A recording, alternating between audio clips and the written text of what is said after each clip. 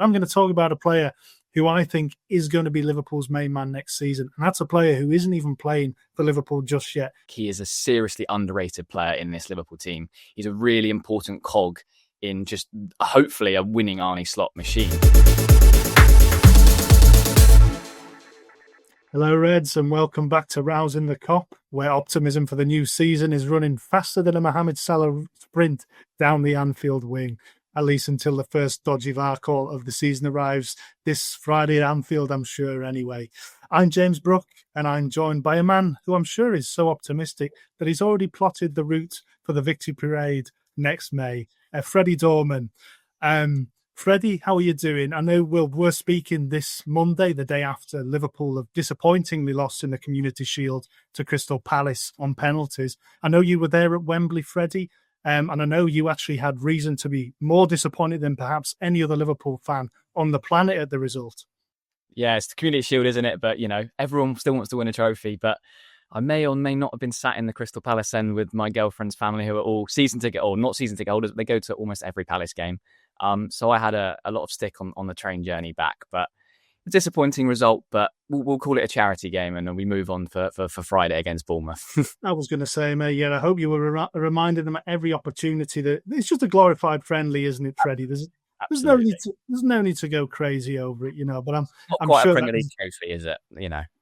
That's it. And I'm sure it was a fun train ride home for you anyway, mate. So I don't envy you on that one.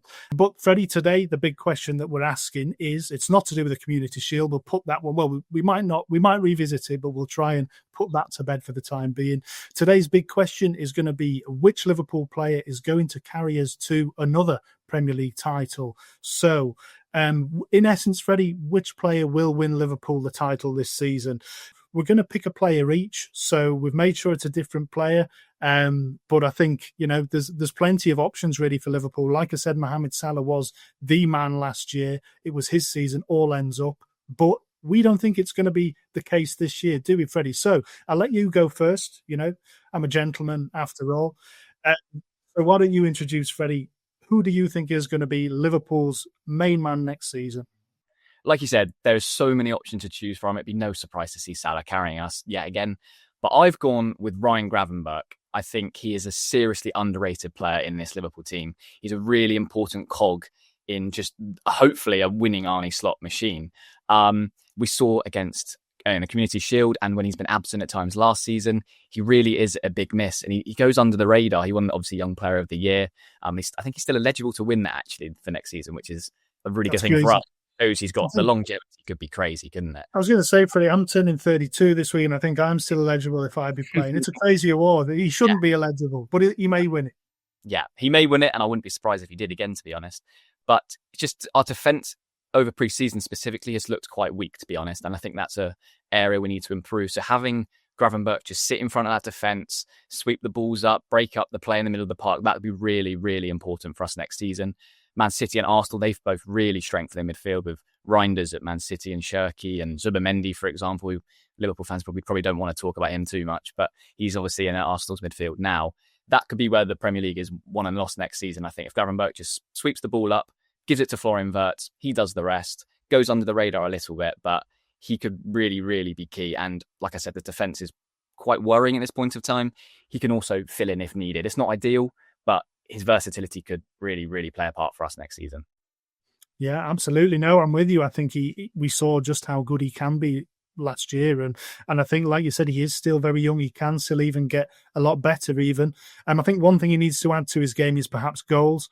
We saw, like we said, Mohamed Salah was an absolute machine in terms of goals, assists. Gravenberch, I don't think, scored at all last year. So you're going for a player here without a goal at all, Freddie. Is that perhaps something that might count against him when all is said and done? I mean, it might do, but at the end of the day, he's a holding midfielder, isn't he? His job is to protect the back line in front of him and just give the ball to the forward line and do the rest. We've paid a lot for these attackers, haven't we? So we've got to hope that these lot will sort of carry us forward. Ekitike will hopefully bring a lot more goals than Darwin Núñez did. Diaz, we've lost a lot of goals there, but I think Gakpo really is ready to step up and become that man. He's one of the older players, you would argue now, and I think he's only 25, 26. So that's crazy. And Salah is Mo Salah, isn't it, at the end of the day? They'll get the goals. Wirtz will hopefully get the assists.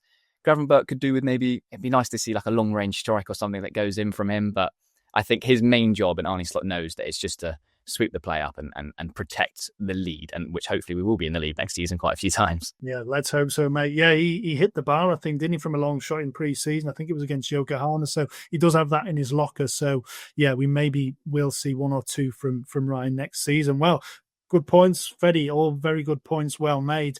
I'm going to go a different way with my choice. So, maybe this is slightly controversial, and Newcastle fans, if anybody's watching for any reason, may want to turn off now. But I'm going to talk about a player who I think is going to be Liverpool's main man next season. And that's a player who isn't even playing for Liverpool just yet. Alexander Isak.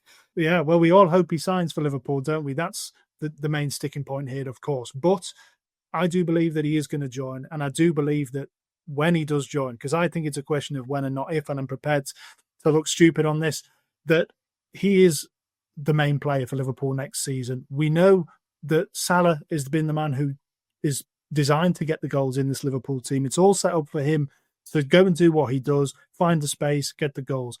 But I think purely that's because Liverpool haven't really had kind of an out-and-out number 9 for going back kind of to Luis Suarez days, really. I mean, we've had some top strikers in the meantime, the likes of Ricky Lambert, Fabio Barini, these kind of players, top number 9s, Freddie. But they didn't really work out. And we saw Bobby Firmino come in, but that was a very different type of centre forward. So if we do get Isak through the door, it'll be the first time in a long time Liverpool have had a proper goal scorer in the team. And I think that just to take the pressure off Salah in terms of pure kind of putting the ball in the net, I think is going to make a big difference. And also, you look at Liverpool from last season, the one area where you say we can make a massive improvement on that starting 11 is at number 9. You go through the rest of the team. I mean, we've brought in new players who are arguably improvements in the fullback areas, but at number 9 is the one that was the most glaring kind of issue for us. And I think getting a player like that in is just going to take us to the next level. I think the biggest issue with Isak, obviously, is that he's not a Liverpool player. That is quite a big one. And the second one, I think, is injuries. Obviously, we know that he has been prone to picking up these kind of slight knocks, and that could cause a little bit of an issue. But I'm backing him. I think he can step up straight away and take Liverpool to the next level. So that's why I'm backing Alexander Isak as the man to drag Liverpool there. If, for whatever reason, he doesn't sign, I think Hugo Ekitike has got to be that man for me. Again, I think if he doesn't join, I think Ekitike is going to be the player we see most often than not through the middle. And I think he, again, is an improvement on what we had last season. So for me, whoever is playing at number 9 for Liverpool next season, whether that's Isak, whether that's Ekitike, they're the key man for me. So I don't know what your thoughts are on that, Freddie. Is there another player you want to throw in there who maybe a little bit of a dark horse that we haven't mentioned? I want to mention someone that he's been hyped up all pre-season, and it's Rio Ngamoa, the 16-year-old. It's a really bold shout. I will give anyone who wants to say he's not ready, he's way too young. But as everyone keeps saying, if you're good enough, you're old enough, aren't you? And he has shown in pre-season that when he gets the chances, he really is, he's capable of making a difference. And that's what Liverpool need at points. If Gakpo's struggling in a game, he can bring something a lot different. He's a bit tricky. He likes to cut inside and take players on rather than just coming inside and curling it into the corner. Against tiring legs, for example, in sort of the last 20 minutes of the game, I think he could cause fullbacks real problems. And he's 16, isn't he? He's only going to get better. It's around the likes of Mo Salah, Wirtz, Ekitike, maybe even Isak, you never know. He's only going to thrive. And I think if he gets chances next season, it will be quite limited. Don't get me wrong, he's not going to start every game, is he? But if he gets some chances, I think he's only proven that he's going to take them. And it's hard to overhype a 16-year-old, but he is just that good that it's hard not to. No, it is. I think everybody's been getting carried away. And like you said, he's backed it up time after time. He's scored goals in pre-season and really, really good goals. And I think the important thing to mention with Ngamoa is that the pathway is very much there now on that left-hand side of the Liverpool attack. As you've mentioned, I think Ekitike will spend a lot of time out there. Gakpo, I think, will be that kind of rotational option. Those two, something like he did with Diaz last season, Arne Slot. I think that's maybe the plan there. But beyond that, Ngamoa, he's as long as he gets game time, the roof is the limit. I mean, the roof is the limit. The sky is the limit. I mean, that would be a real endorsement, wouldn't it? Yeah, he could only go up to here. No, he can go. He can go as high as he wants, I think, and I think that's a really good shout, Freddie. I will mention, I think there you're backing a man who scored 0 goals and a 16-year-old as our key players next season. I don't know whether that's a slight worry, Freddie, but no, I'm only kidding. I know where you're coming from with that one, especially. Yeah, I think Ngamo is an absolute brilliant shout, and I think Trey Nioni as well, a young midfielder, is somebody who has been overlooked a little bit, and I think he's probably going to play a lot more than people imagine as well, and he might even be that player who steps in for Ryan Gravenberch when the time comes. But anyway, let us know what your thoughts are. If you agree, if you disagree, I'm sure that the way things go these days, most people will disagree. And look, that's a good thing. Liverpool have so many players in the team who can be that key man, that, you know, there's going to be different opinions out there. So do let us know. Let us know in the comments. We're on socials. We're on Instagram. Let us know on Twitter as well, on X, at Rousing the Cop. So do drop us a message and let us know what you think. What are your thoughts? Will Alexander Isak join and be the key player? Can Ryan Gravenberch go up another level? And what about Rio and Gamoa? So, yeah, let us know what you think, guys. Like and subscribe, and make sure you don't miss a video from Rousing the Cop. Just before we go, Freddie, I do want to ask you just quickly for a prediction for the season, if you will. We're very early days, I know, but the season is coming around quick. It's starting on Friday night. Bournemouth are coming to Anfield.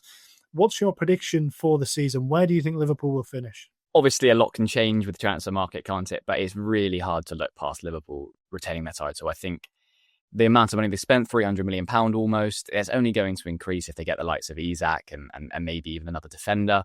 I think it's really hard for us not to reclaim what we've worked so hard to do. We are at the top. We've built to try and stay at the top. It's obviously Man City, Arsenal, even maybe like the likes of Chelsea have even tried to sort of close the gap on us a little bit. But I think if everything goes to plan, we should be winning the league again. It just might be a bit of a tricky start to the season with players trying to gel and trying to work out what the best 11 is. So I think the message basically is to just stick by the team early on. If it's not going as well as we thought, just look forward to the future, basically, because once we played a few games with this team, we really should kick on. And who says we can't win everything we play in? Well, that is a bold shout, Freddie, and I'm going to leave it there because I'm going to let you take the fall for that one, because they're our picks. We'll leave it at that, guys. So one of us, I think, is going to look like a real, maybe a genius by the end of the season, and the other one's going to look like it's going to look like you, Freddie. So again, let us know in the comments, what do you think, guys? Your player of the season for Liverpool. There's lots to pick from, and once again, like and subscribe. Make sure you don't miss a game. We'll be back maybe after the first game of the season, and we'll see you after that game up the Reds.